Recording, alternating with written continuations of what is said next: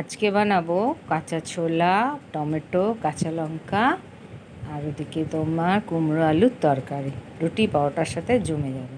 তো কড়াইতে তেলটা গরম করে নিয়ে দেখো কুমড়ো আলুটাকে এইভাবে কেটে নিয়েছি। কেটে ধুয়ে পরিষ্কার করে নিই। ভাজা বসিয়ে দিয়েছি কম তাপে। এটা একটু ভাজা ভাজা মতো হয়ে গেলে এবার আমি একটা বাটিতে তুলে নেবো। একটা পাত্রে তুলে নিই। তারপর ওই তেলেতেই ফোড়ন দেবো তেজপাতা, শুকনো লঙ্কা।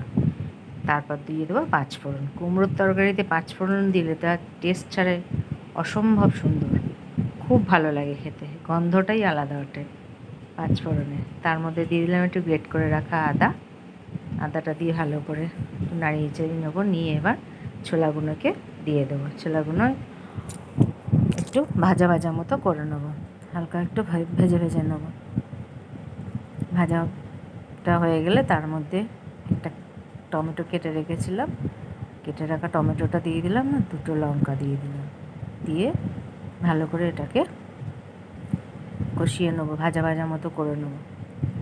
তারপর এর মধ্যে ওই ভেজে রাখা কুমড়ো আলুটা দিয়ে আবারও ভালো করে মিশিয়ে নেবো। কুমড়ো, আলু, ছোলা সব কিছু সবজি ভালো করে মিশিয়ে নেবো। তো গরম গরমে এই তরকারিটা রুটি পরোটার সাথে খুব ভালো লাগবে বন্ধুরা। তোমরা বাড়িতে একবার বানিয়ে খেও, খুব সুন্দর লাগবে। দেখো মেশানো হয়ে গেছে। এবার আমি মশলা দিয়ে দেবো।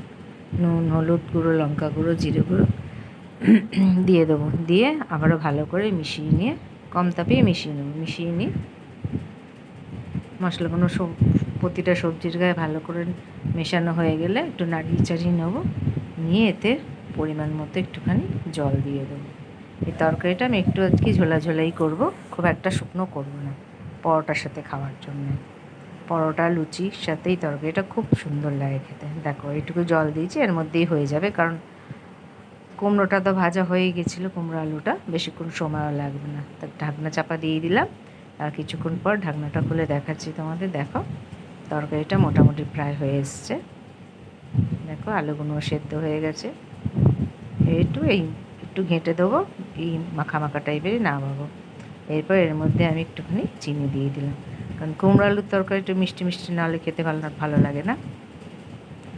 তো দেখো বন্ধুরা, রান্নাটা মোটামুটি আমার প্রায় শেষ হয়ে গেছে। এবার আমি তোমাদের সার্ভ করে দেখাবো। তো তোমরা আমার এই ভিডিওগুলো কে কোথা থেকে দেখছো আমাকে জানিও বন্ধুরা। আমার ভিডিওগুলো তোমাদের কেমন লাগে সেটাও বলো। নতুন বন্ধুরা পাশে থেকো, লাইক, কমেন্ট, সাবস্ক্রাইব করো, আর ভিডিওটা পুরো দেখো বন্ধুরা। তো চলো আজকের মতো এইটুকুই। এর পরের দিন আবার অন্য একটা রেসিপি নিয়ে আসবো। টাটা।